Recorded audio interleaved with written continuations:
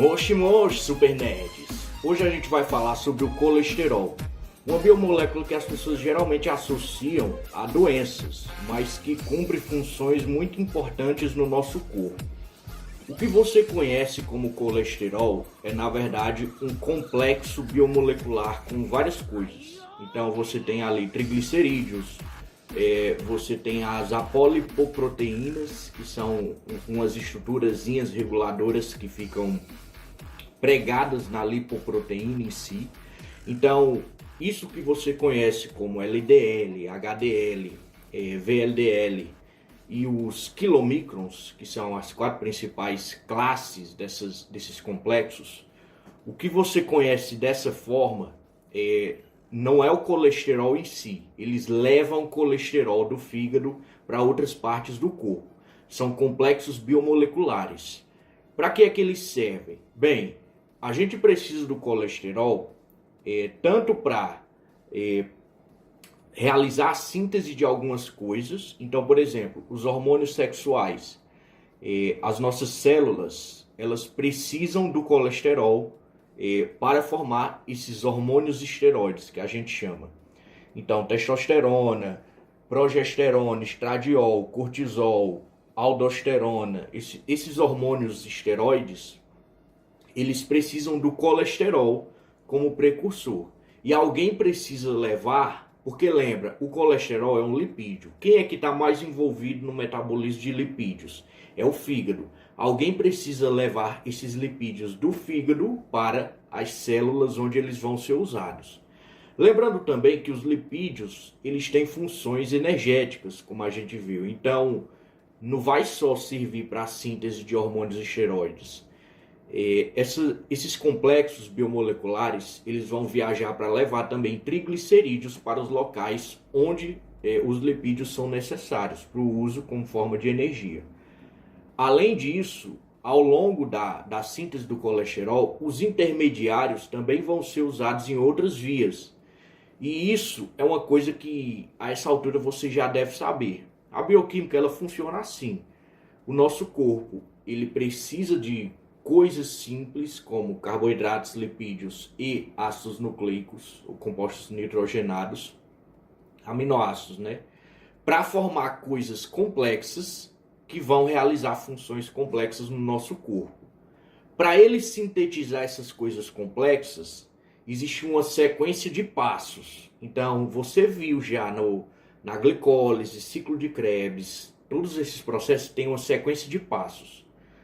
E você viu também, eu falei em aulas passadas, que ao longo desses passos nós temos intermediários. Esses intermediários também são utilizados para outras coisas, em outras vias. Então, às vezes, ao longo de uma sequência de passos que você tem para sintetizar alguém, um desses intermediários ele pode sair e ir para outra via, para ser utilizado em outra coisa. Então, você pode lembrar, por exemplo, da gliconeogênese, que a gente viu coisas que não são glicídicas, que não são lipídios, chegando para entrar na via glicolítica, que é, na verdade, a via glicolítica ao contrário, né? Que é a gliconeogênese.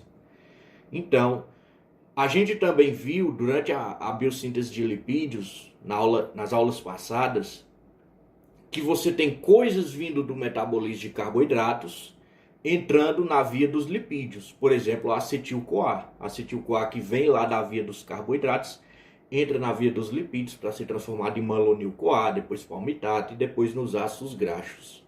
Então, o que é que eu quero dizer aqui?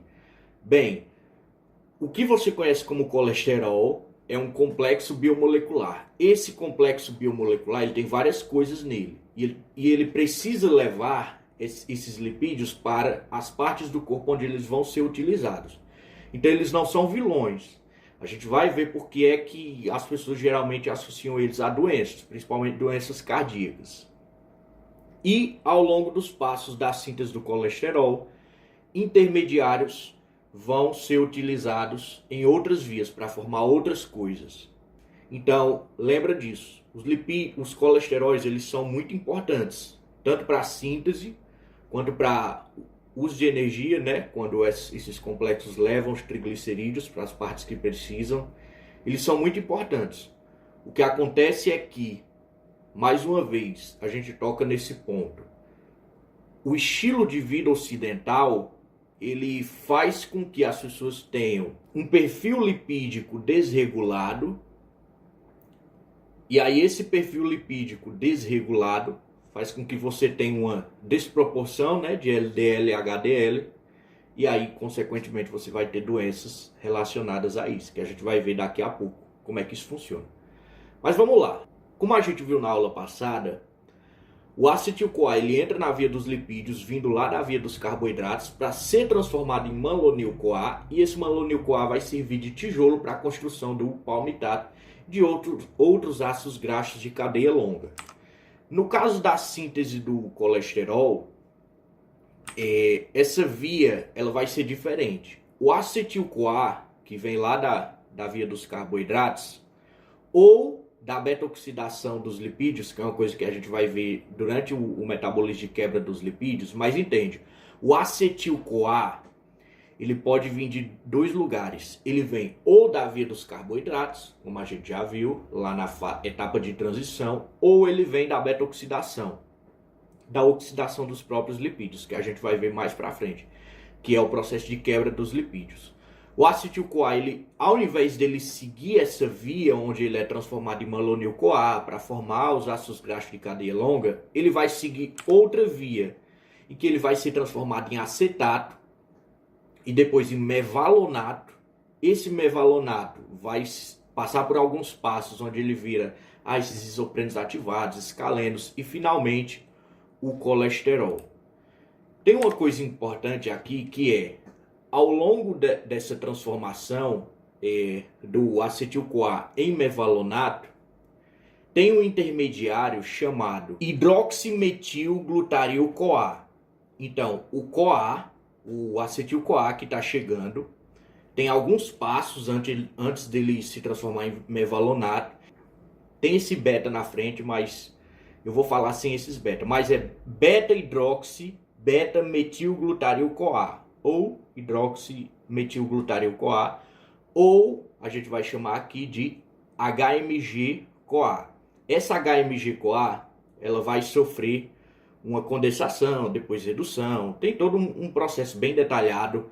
Isso é uma profundidade química muito grande, a gente não precisa entrar nisso. Eu só quero que você saiba que, durante esses pequenos passos, para se transformar em mevalonato, para o acetil-CoA se transformar em mevalonato, tem uma etapa em que o beta-hidroxi, beta-metilglutaril-CoA vai sofrer uma redução. Se o beta-hidroxi, beta-metilglutaril-CoA ou HMG-CoA está sofrendo uma redução, qual é a enzima que vai fazer isso? Lembra que as enzimas recebem o nome a partir do que elas fazem. Então é a HMG-CoA redutase, que é o nome do cara que ela está reduzindo e o nome da função dela, redutase. Essa HMG-CoA redutase é a etapa que a gente vai usar para regular a síntese do colesterol. Então, lembra, o acetil-CoA que está vindo ou da via glicolítica, como a gente já conheceu ele lá, ou da oxidação dos ácidos graxos, que é uma via que a gente ainda vai ver, que é a quebra dos lipídios, o metabolismo de quebra. O acetil-CoA, ele vai passar por alguns passos, ele não vai seguir aquele caminho de malonil-CoA, palmitato, não vai seguir aquele caminho, ele vai seguir outro, onde ele vai ser transformado em mevalonato. Ao longo dessa transformação, tem um intermediário chamado HMG-CoA, que o nome é hidroximetilglutaril-CoA. Esse intermediário, ele sofre uma redução para se transformar em mevalonato. Quem faz essa redução é a enzima, o nome da enzima é o nome da função, HMG-CoA redutase. Essa enzima é essencial para a regulação da síntese do colesterol. Ou seja, quando a gente for ver como é que a síntese do colesterol é regulada, é controlada pelo nosso corpo, o nosso corpo vai mexer principalmente nessa etapa. Ou seja, a etapa que está transformando o HMG-CoA em mevalonato. Beleza? Muito bem. E aí, ao longo dessa transformação, mevalonato, isoprenos ativados, escaleno, uma profundidade química que a gente não precisa entrar, você vai ter a formação do colesterol. Lembra que uma das principais características dos esteróides, que inclui o colesterol, é esse anel esteroide ali que você tem, então, bem bonitinho ali no final, na molécula de colesterol. Esse colesterol, a partir do fígado, ele vai ser pego pelos complexos biomoleculares que eu falei e vai ser levado para o corpo. E é aí que entra a parte importante, que é quando o colesterol ele começa a andar por aí, pelo nosso corpo. Aí você precisa aprender os caminhos que ele pode tomar. O colesterol ele vai ter 3 caminhos principais, 3 destinos principais. Ele pode ser transformado em colesterol biliar, ácidos biliares e ésteres de colesterila. Começando então pelo colesterol biliar e os ácidos biliares, porque eles vão ter uma função parecida, o colesterol biliar ele vai servir para dissolver os ácidos biliares, para ser misturado com eles. Ambos eles vão ser liberados junto com a bile no intestino para a emulsificação de gorduras, a digestão de gorduras. Então é assim, quando você come uma coisa muito gordurosa, o que acontece é que essa coisa precisa ser quebrada. Quem é que vai quebrar? São as lipases, né? Que são as enzimas que quebram lipídios. Isso aí é um assunto de fisiologia. A gente não pode entrar, é claro, se aprofundar em todo o processo de digestão, todas as enzimas, mas lembra disso. Quando você come uma coisa muito gordurosa, essa coisa gordurosa precisa ser quebrada. Quem vai fazer isso são as lipases. Só que, às vezes, você tem uma cadeia de triglicerídeos, que são gorduras muito grande. E você precisa quebrar, você precisa emulsificar. Quem vai fazer essa emulsificação são os ácidos biliares. Esses ácidos biliares, eles precisam estar dissolvidos em alguma coisa. Eles vão estar dissolvidos no colesterol biliar. Então a bile, você vai ver mais em detalhes sobre a bile em fisiologia, quem sabe a gente tem um módulo de fisiologia mais pra frente. A bile, ela vai ter tanto ácidos biliares como colesterol biliar. E vai ter também sais biliares. Isso é todo um assunto de fisiologia, galera. Esse colesterol, então, que a gente tem no fígado, ele vai tomar um desses 3 passos. E os 2 de cima, como a gente acabou de falar, eles são conectados, estão relacionados à emulsificação de gorduras. Como essa emulsificação de gorduras vai acontecer? Bem, a gente tem aí uma molécula de gordura grande, né? Vários triglicerídeos, e a gente tem ali o ácido biliar. Esse ácido biliar, ele tem, a molécula de ácido biliar, ela tem uma parte hidrofílica e uma hidrofóbica. E se você lembra da aula... Estou exigindo demais, né? Se lembrar da nossa segunda aula, que era água e ligações químicas, alguma coisa assim. Mas enfim, se você caiu de paraquedas aqui nessa aula sobre colesterol, dá uma olhada na nossa segunda aula, que é bem maneira, e explica alguns princípios que você vai usar em toda a bioquímica, não só na bioquímica, farmacologia, você vai ver essas coisas em várias matérias. Mas enfim. O ácido biliar ele tem uma parte hidrofílica, ou seja, que gosta de água. Gosta de água por quê? Porque é polar, se atrai por água. E uma parte hidrofóbica, ou seja, que não gosta de água, que é repelida por água. É uma parte apolar. Quando esses ácidos biliares eles são liberados lá no intestino para fazer a emulsificação da gordura, eles vão cercar a gordura. Por que é que eles vão cercar? Ora, a parte que gosta de água vai ficar apontada para fora, porque tem água do lado de fora. A parte que não gosta de água, a parte apolar, vai ficar apontada para dentro, ou seja, vai cercar a molécula de gordura. Isso vai facilitar a ação das lipases, das enzimas que quebram gordura. Vai facilitar porque está isolando essas cadeias de triglicerídeos, essas cadeias longas de gordura. E aí a lipase ela vai conseguir quebrar. Esses ácidos biliares, é assim, parte da bile vai ser absorvida junto com esses triglicerídeos e levar de volta para o fígado. Então, esses caras que são liberados no intestino não vão junto com o resto do produto, né, da digestão, para sair de você, para serem excretados. Não. Grande parte é reabsorvido e volta para o fígado para ser reciclado e se transformar em colesterol ou triglicerídeo, o que tiver precisando. Então, beleza. E os ésteres de colesterila, que são os próximos? Esses caras são os que você conhece como a colesterol. Eles que vão fazer parte dos complexos que eu falei. Esses ésteres de colesterila, eles precisam ser transportados para outras células. Lembra no começo da aula eu falei que precisa levar para as outras células para elas fazerem alguma coisa. Ou transformarem em hormônios, ou utilizarem como energia, ou então os intermediários vão servir para fazer alguma coisa, enfim. Esses ésteres de colesterila, eles precisam ser levados para outras células. Só que aí nós temos um problema de fundamento bioquímico, que é o transporte no sangue. Quando você tem uma coisa que consegue se dissolver em água, é muito fácil, porque o plasma sanguíneo é água, tem grande parte formado por água. Então é muito simples fazer esse transporte. Quando a coisa é polar, ela se dissolve em água. Só que quando você tem uma biomolécula apolar, como é que vai fazer esse transporte pelo sangue? Alguém precisa levar. Quem vai levar são as lipoproteínas.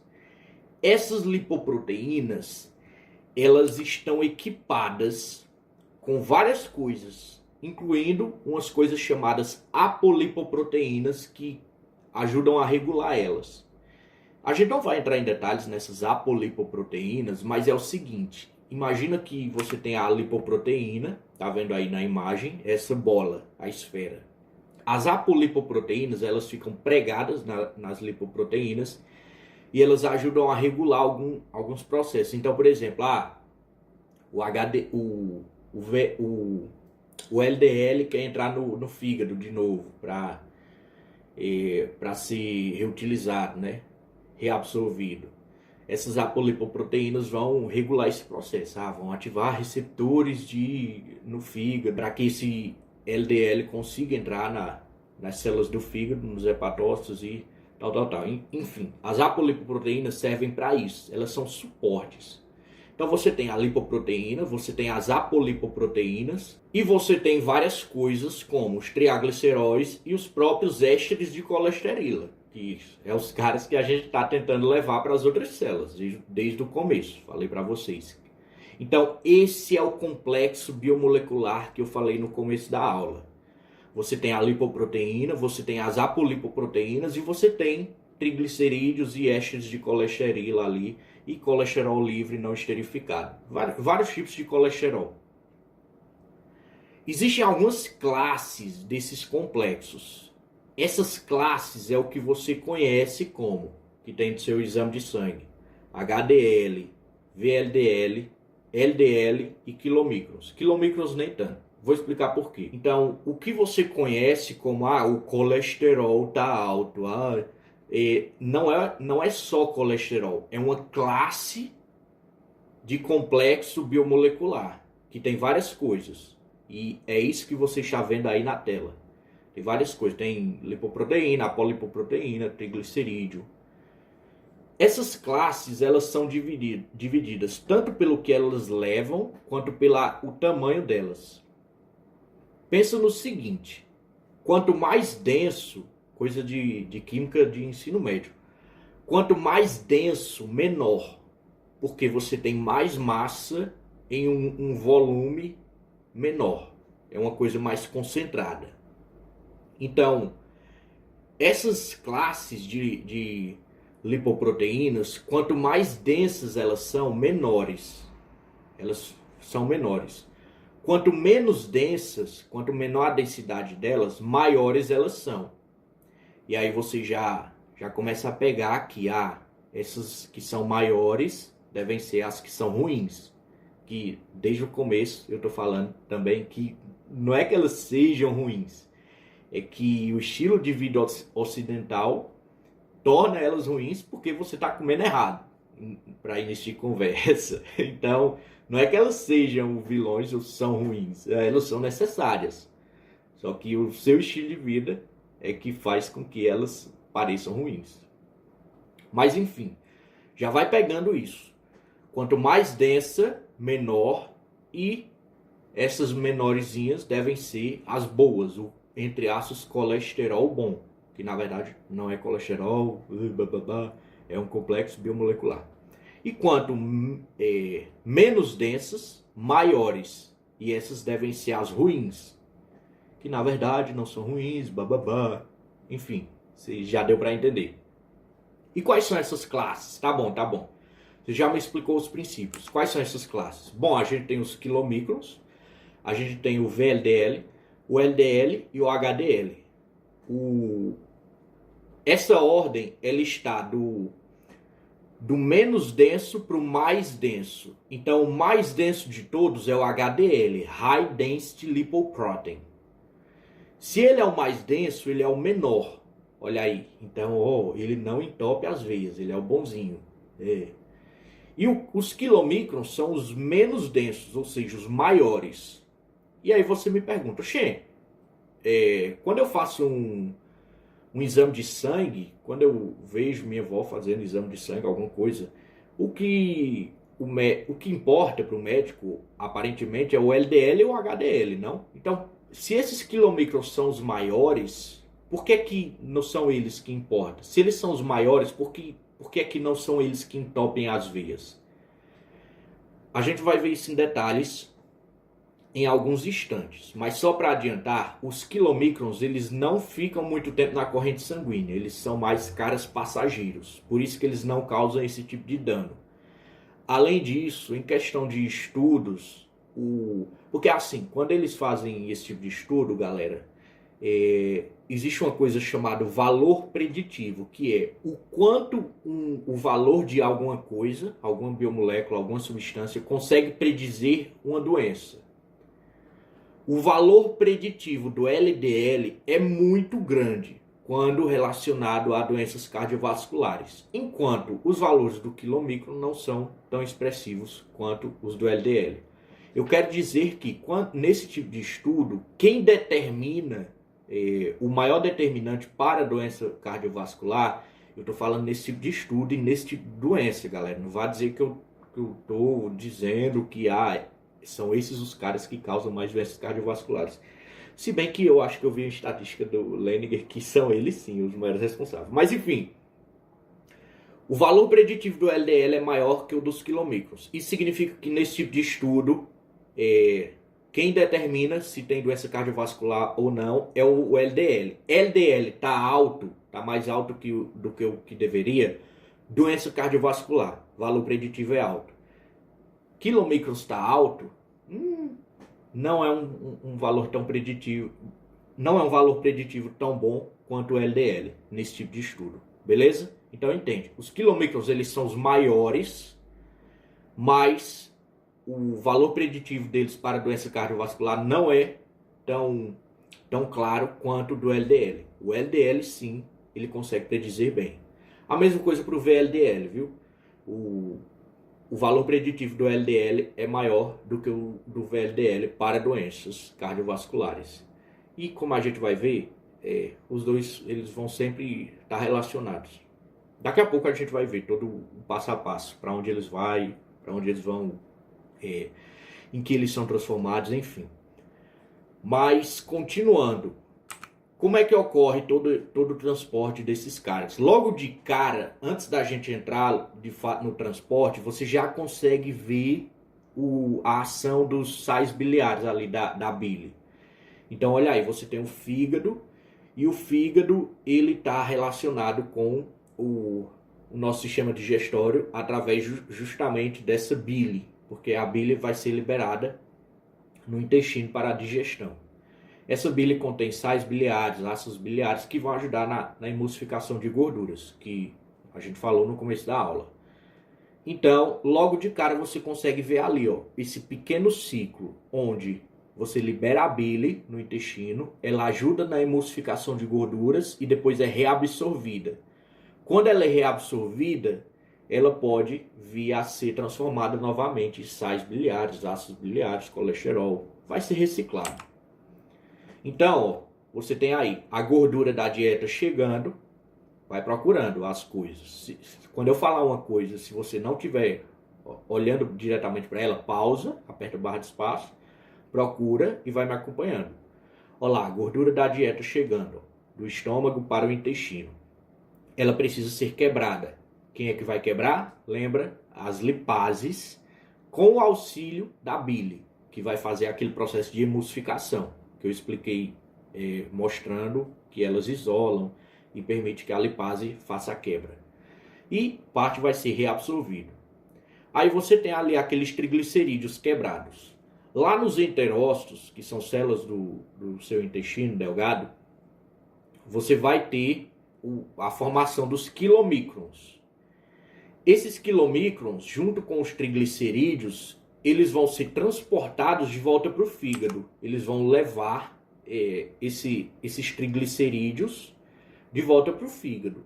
Lembrando, galera, triglicerídeos são as moléculas, a gordura, as moléculas de gordura. Só que não apenas gordura, né? Você tem, quer dizer, os triglicerídeos são gordura, que são 3 ácidos graxos e 1 glicerol. A gente já viu como é que eles são formados. Então, esses triglicerídeos vão ser transportados de volta para o fígado pelos quilomicrons. Só que não apenas para o fígado. Esses quilomicrons, eles também vão levar para as células que necessitam de triglicerídeos. E quem são os 3 tipos de célula que mais precisam? Os miócitos, que são as células musculares. Os adipócitos, que são as células de gordura. E a glândula mamária em atividade. Então, os miócitos, eles vão utilizar esses triglicerídeos para quebra e utilização como energia. Os adipócitos são as células de gordura, galera. Então, triglicerídeo está envolvido lá de toda forma. Esses quilomicrons vão levar os triglicerídeos para as células musculares, para utilização como energia. Para os adipócitos, que está envolvido de qualquer forma com o metabolismo de triglicerídeos. E para a glândula mamária em atividade. Olha uma coisa interessante aqui.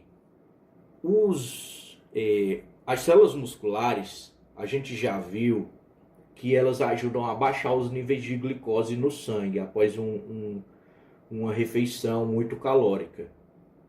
Porque elas vão pegar essa glicose justamente para a utilização como energia. E aqui, durante o metabolismo de lipídios, a gente está vendo que os triglicerídeos da dieta, após uma comida rica em gordura, também vão ser absorvidos pelo músculo. Se você acompanha nutricionistas, médicos no YouTube, e você vê eles falando sobre a importância da construção da massa muscular, às vezes você pode não compreender isso de cara. Por que é importante? O músculo, ele ajuda não só a baixar os níveis de glicose no sangue, como a baixar os seus níveis de gordura sanguíneos, níveis de triglicerídeos, porque eles vão pegar para usar energia. O Leandro Twin gostava de explicar da seguinte maneira, para o pessoal que não queria massa muscular, porque tem gente que é assim. Conheço pessoas assim. Eu não quero ganhar músculo. A pessoa é desse jeito. Não quero, não, tira, sai, musculação não. Não quero ganhar músculo. Eu quero andar de bicicleta, correr, sei lá. O pessoal acha que o processo de recomposição corporal vai ser feito dessa forma. E não vai. E eu vou explicar para vocês por quê agora. Usando isso que a gente está aprendendo nessa aula. E algumas coisas das aulas passadas. O processo de recomposição corporal, você perde tecido adiposo, perde gordura e ganha massa muscular. Perder peso, perdendo tanto massa muscular quanto gordura, não é eficaz. Você tem que perder só gordura e ganhar massa muscular. Claro que não tem como acontecer isso, mas isso é o cenário ideal. Aí você vai minimizando o que você não quer. Então, por exemplo, quando você está perdendo peso, você quer perder muita gordura e pouca massa muscular. Já que não tem como só perder gordura, você também perde massa muscular. Mas enfim, é isso que você quer, uma recomposição corporal.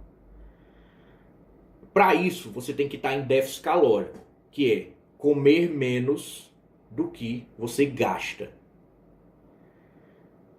À medida que você constrói músculo, esses músculos, eles vão, como a gente já falou em uma aula passada, diminuir os níveis de glicose depois que você come. Então, quando você come uma coisa gordurosa, mas você tem muito músculo, quando você come uma coisa muito calórica, mas você tem muito músculo, esse músculo vai ajudar a diminuir tanto os níveis de glicose no sangue, porque ele vai pegar para usar como energia, como para diminuir os níveis de triglicerídeos no sangue, porque ele vai pegar para usar como energia.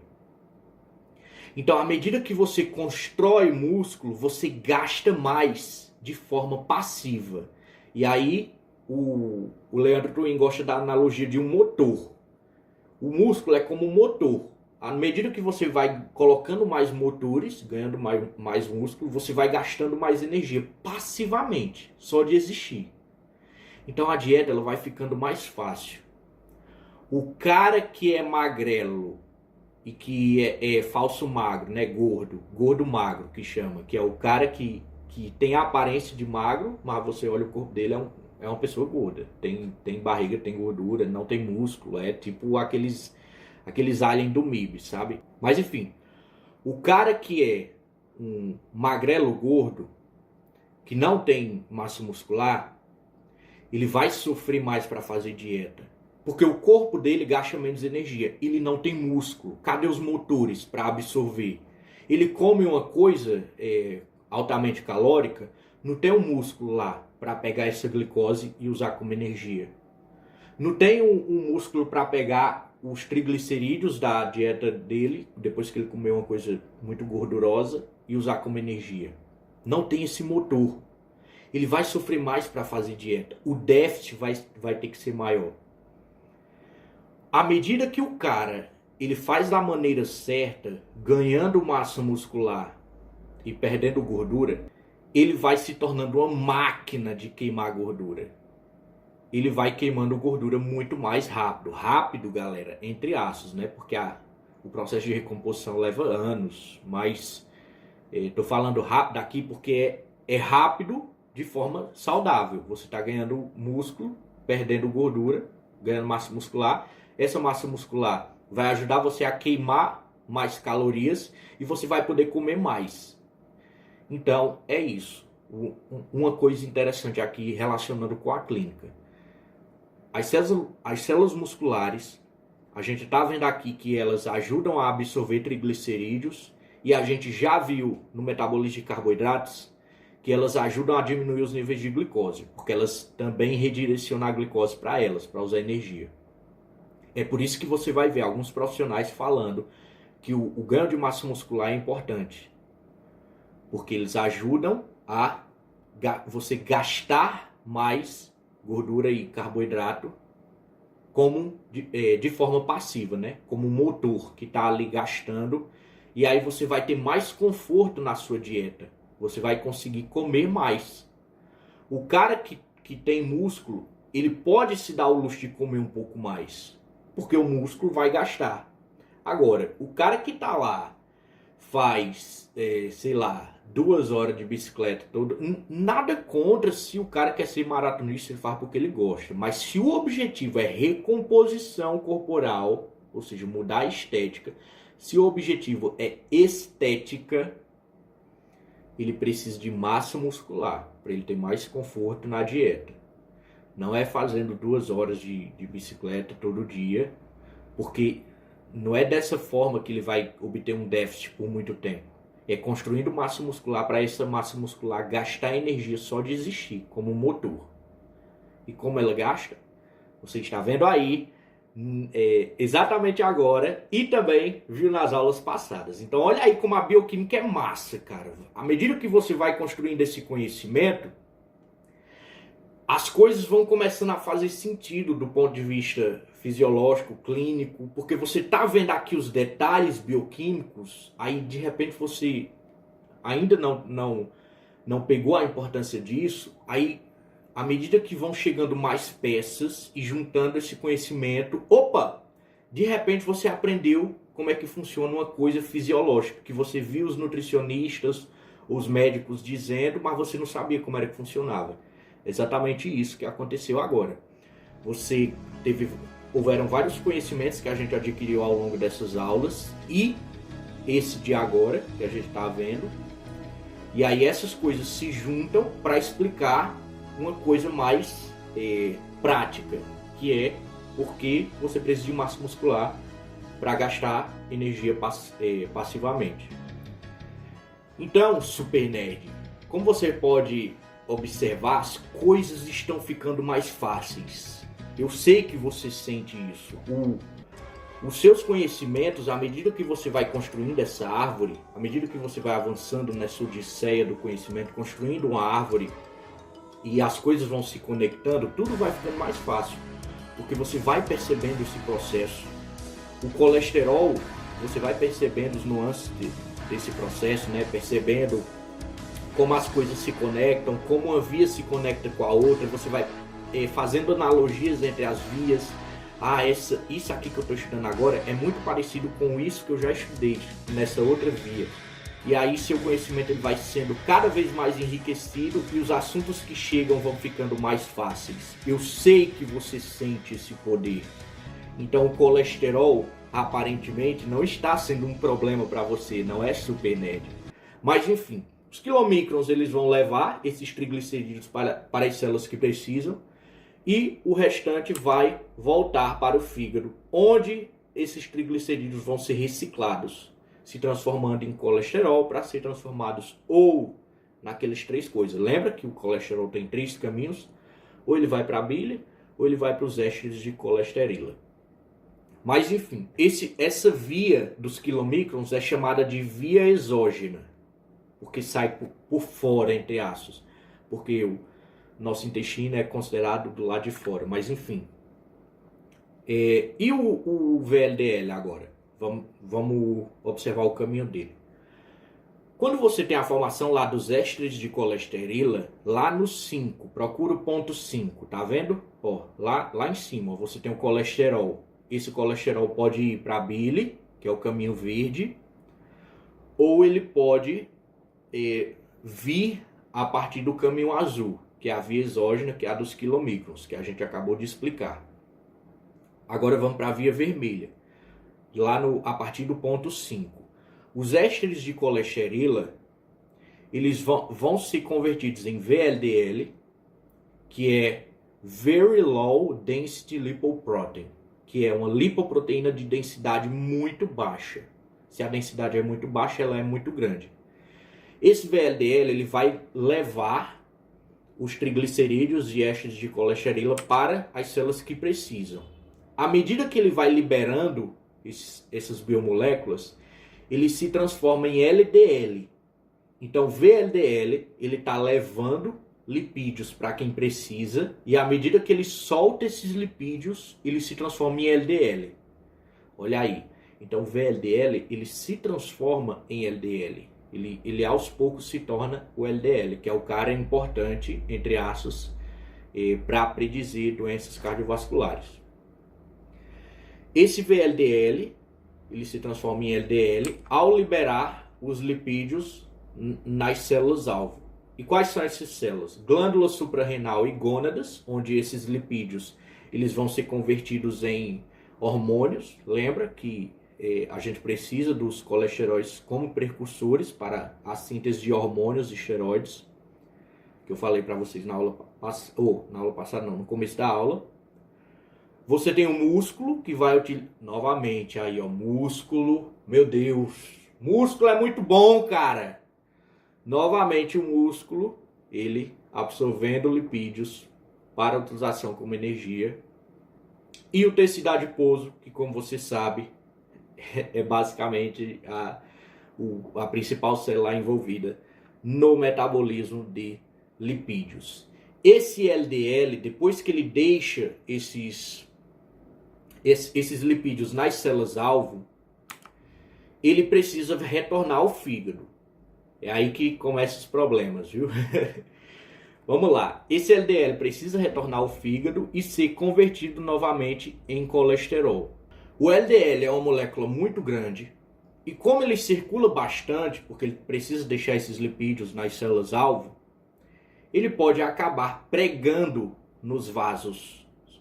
Não só isso, às vezes, à medida que o LDL se prega nesses vasos, ele vai atrair macrófagos. Esses macrófagos, eles vão comer o LDL, só que eles vão ficar cheios de pequenas gotículas de lipídios dentro deles, se transformando então em células espumosas.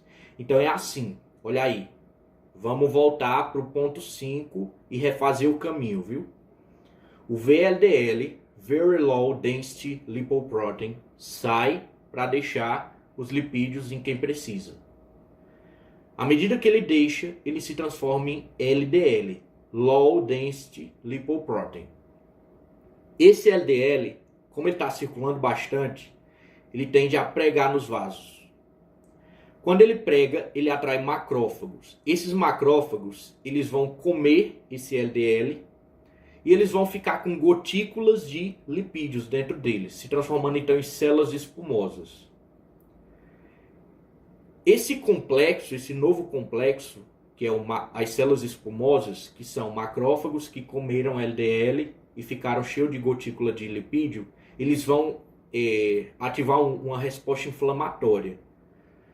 Essa resposta inflamatória vai formar a placa aterosclerótica, que é a placa de gordura nos seus vasos sanguíneos, que vai, consequentemente, levar a uma trombose. Isso aí já é assunto de patologia, a gente não vai entrar em detalhes aqui. Mas é basicamente uma trombose, que é essa placa, ela vai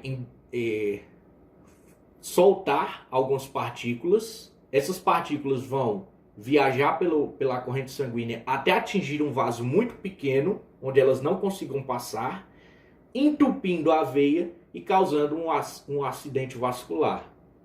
E aí vai depender de onde foi, para você ver onde é que vai ser o infarto, né?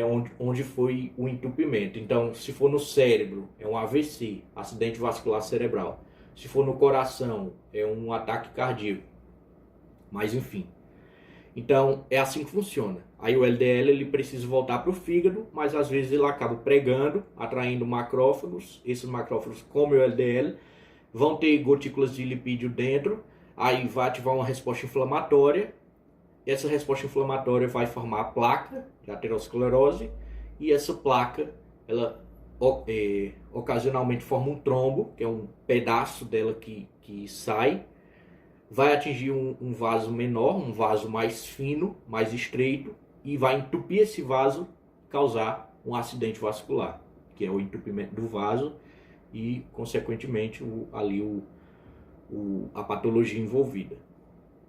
É aí que entra o HDL, que você conhece como bonzinho. Por que é que o HDL ele é conhecido como bonzinho? Ele vai fazer o transporte reverso de colesterol.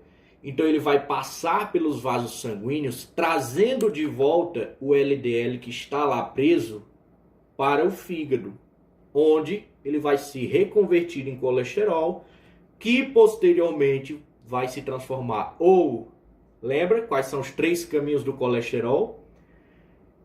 Colesterol biliar, ácido biliar ou ésteres de colesterila. Os ésteres de colesterila são o caminho que a gente acabou de estudar. Então tudo parte a partir do C. Tá vendo lá no fígado, ó, o C, ali o colesterol. Então o colesterol, como a gente viu, ele tem 3 caminhos. Um é a bile, que já envolve 2, né? Que é ácidos biliares e colesterol biliar. E o outro é o éster de colesterila, que é o caminho da direita, que é esse CE. Então é a partir desse colesterol do fígado, você vai ter todos os caminhos possíveis. E a gente viu em detalhes cada um deles. E a regulação do colesterol, como é que ela funciona? Bem, eu falei para vocês sobre aquele passo lá, em que o acetil-CoA ele vai ser transformado em HMG-CoA, hidroximetilglutaril-CoA, não é? Ou beta-hidroxi-beta-metilglutaril-CoA. E essa HMG-CoA ela vai sofrer uma redução para ser transformada em mevalonato. Lembra que esse acetil-CoA, como eu falei, ele vem ou do metabolismo de carboidratos ou do metabolismo de lipídios. Então, esse acetil-CoA ele vai ser transformado em HMG-CoA e depois em mevalonato. Essa etapa de transformação do HMG-CoA em mevalonato que vai ser a etapa determinante para a gente manipular esse processo. A gente não, né? O corpo. O corpo ele vai regular o processo a partir daí, da enzima. A enzima envolvida é a HMG-CoA redutase. Como é que essa regulação vai ocorrer? Galera, a essa altura dá para você fazer uma suposição baseada nas funções da insulina e do glucagon. A insulina, eu já falei para vocês várias vezes que é o hormônio do estado alimentado. Quando você está alimentado, faz sentido você querer transportar lipídios para as células do corpo? Faz, porque você está alimentado, você acabou de comer uma comida rica em gordura. Então a insulina ela vai estimular esse processo, ela vai estimular a HMG-CoA redutase. De que forma ela vai estimular isso? Desfosforilando a HMG-CoA redutase. A HMG-CoA redutase ela funciona quando ela está desfosforilada. Então a insulina ela vai fosforilar essa enzima e estimular sua ação, ou seja, estimular todo o processo de conversão em mevalonato, que vai virar colesterol, que então vai ser transportado para as células através dos complexos lá que a gente falou, todas as classes, e essas células vão utilizar e depois vai haver o transporte reverso pelo HDL. Então a insulina ela vai estimular todo esse processo. A lógica é muito simples. Se você acabou de comer, você tem coisas sobrando, biomoléculas sobrando, que são provenientes da comida. E você precisa levar essas biomoléculas para quem está precisando delas. A insulina ela vai estimular a síntese do colesterol para que esse colesterol seja levado para as células-alvo. E o glucagon? O glucagon é o hormônio do estado fasting, o estado em que você está com fome, o estado de jejum, o estado entre as refeições. Se você está entre as refeições, né, em jejum, você não tem biomoléculas sobrando para síntese de nada. Na verdade, está faltando, né? Então, se está faltando, não faz sentido que você produza colesterol para levar para as células-alvo, porque não tem biomoléculas sobrando em primeiro lugar. Você está em um estado de jejum. Então, o glucagon ele vai inibir essa via. Ele vai inibir fosforilando a HMG-CoA redutase. E assim, impedindo assim a sua ação. Outro cara que vai estimular negativamente, né, que vai inibir esse processo são os oxiesteróis. Os oxiesteróis são simplesmente colesteróis oxidados, que são colesteróis que já foram utilizados. Então, esses oxiesteróis, eles vão inibir essa via. Porque se você tem muito oxiesterol, significa que você está usando muito colesterol para as funções deles. E se você está usando muito, tem de sobra, né? Então, vamos inibir essa via. Já tem demais. Aí a gente tem umas coisas menos importantes, viu? Isso aqui, mas só para você entender mesmo. Existem alguns reguladores de transcrição gênica. É bom que você já adianta um pouco do conhecimento lá da bioquímica envolvida nos ácidos nucleicos. Ó, galera, eu já falei para vocês em algumas aulas que o nosso DNA ele é o código para a formação de proteínas. Então, quando você ativa uma transcrição desse código, significa que você está pegando esse código, abrindo, lendo ele e vendo qual proteína deve ser produzida. Para a regulação da síntese do colesterol, a gente tem uma enzima de transcrição para isso. Uma enzima que transcreve um código para a produção de colesterol. Essa enzima, o que acontece é que ela fica presa enquanto você tem uma concentração alta de colesterol. E ela fica presa através de dois complexos, o INSIG e o escape. Então olha para a primeira figura, para a primeira parte da figura. Você está vendo ali o INSIG e o escape? Você tá, é muito simples entender isso aqui. Tá vendo o INSIG e o escape? Você tá vendo que ligado a eles tem um oxisterol e esterol? Pronto. Quando você tem muito colesterol em circulação, você vai ter oxisterol e esterol para se ligar ali. Consequentemente, enquanto eles estão ligados, a SREBP, que é esse fator de transcrição para a síntese de colesterol, ele vai ficar preso. Então, enquanto você tem colesterol alto que eu digo é em alta circulação, por ali, pela célula, os oxisteróis e esteróis vão se ligar a esses fatores ali, o INSIG e o escape. Enquanto eles estão ligados, eles vão prender o fator de transcrição, o SREBP, que é o cara que vai ativar o DNA para a síntese de colesterol. Quando você tem o colesterol em falta, esses fatores vão ficar livres. Então você vê ali o INSIG e o escape, eles estão livres, e aí eles acabam liberando a SREBP, que é o fator de transcrição, né, para a síntese do colesterol. Esse fator de transcrição vai viajar para o núcleo da célula, vai ativar o DNA, né, abrir, ler ele e dizer, manda fazer essas enzimas aqui para a síntese do colesterol. E aí você vai ter o processo de transcrição gênica e a síntese do colesterol posteriormente. Esse processo ele é um pouco mais lento, viu? Ela é uma regulação mais lenta. Por quê? Porque você precisa entrar no núcleo da célula, ativar os genes, esses genes vão ordenar a produção de proteínas, então é um processo mais lento, mas é bem eficaz. Um outro fator que vai dessa vez inibir esse processo, inibir como? Ele vai estimular a degradação das enzimas relacionadas ao metabolismo de colesterol. Esse fator é o RHX. Como é que funciona esse RHX no fígado? Enquanto você não tem colesterol circulante alto, você vai ter um correpressor, um fator ali prendendo esse fator de transcrição. Quando você tem colesteróis em circulação, colesterol e oxisterol, eles vão se ligar a esses fatores. O que vai acontecer é que, uma vez ligados, eles vão liberar o RHX.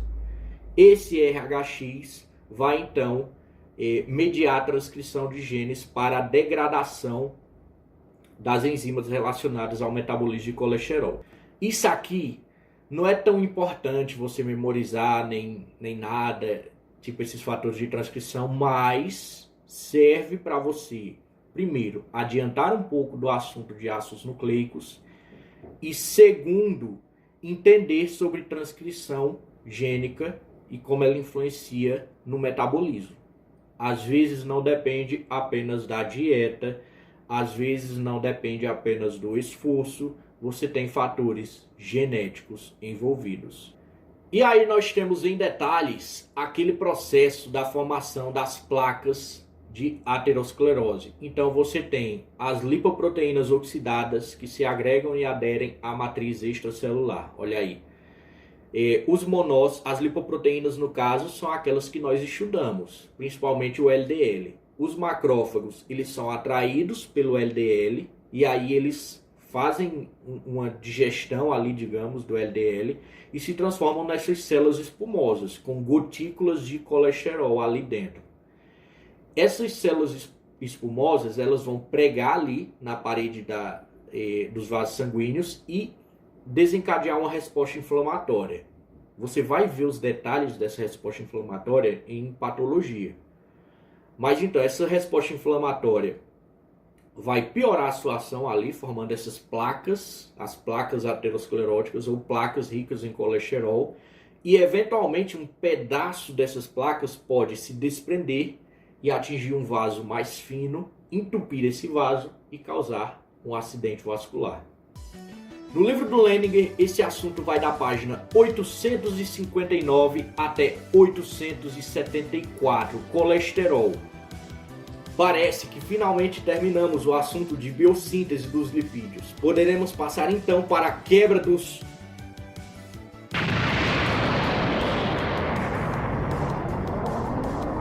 Não! Impossível! Vejam, super nerds.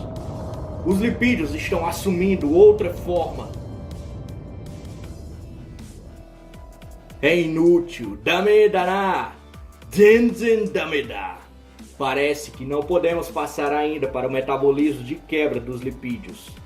Isso porque nós temos um assunto a tratar. Os ácidos graxos de cadeia poliinsaturada, principalmente o ômega 3 e o ômega 6, eles têm papéis muito importantes no nosso metabolismo. Além disso, precisamos dar uma olhada nessas tais gorduras trans. Não podemos passar despercebidos por essas biomoléculas super nerds. Na próxima aula, ácidos graxos de cadeia poliinsaturada e gorduras trans. Bons estudos e até a próxima!